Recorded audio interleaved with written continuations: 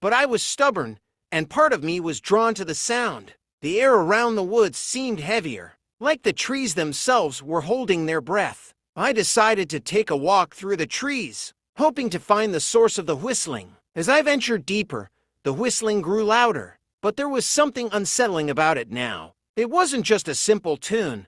It was like a mournful wail, carried on the wind, calling me forward. The deeper I went, the darker it seemed. The light from the sun barely filtered through the dense canopy, casting everything in eerie half-shadows. Then I found it. At the center of the woods stood a large, gnarled tree, its bark twisted and blackened as though it had been struck by fire. Beneath the tree was a small hollow, a depression in the ground, and in that hollow were old, tattered clothes, a coat, a pair of boots, and a ripped scarf. But the most chilling part wasn't the clothes themselves. It was the whispering that came from the hollow. It sounded like words now, soft, insistent, like a voice from deep under the earth. "Help me!" The voice sent a chill straight through my bones. I wanted to turn around, to leave, but something held me there, a force.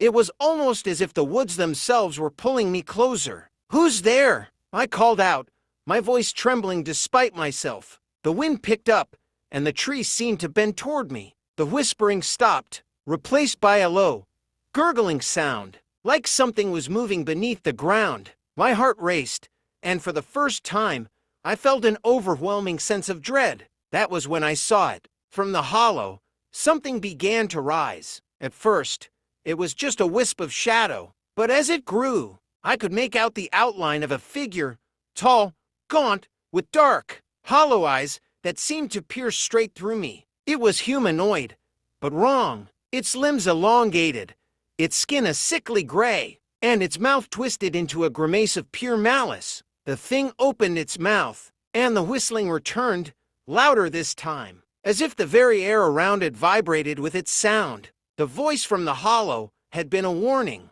a cry for help from something trapped, something cursed. But now, it was no longer pleading. It was demanding, "Run!" I didn't need to be told twice. My legs moved before my brain could even process the command.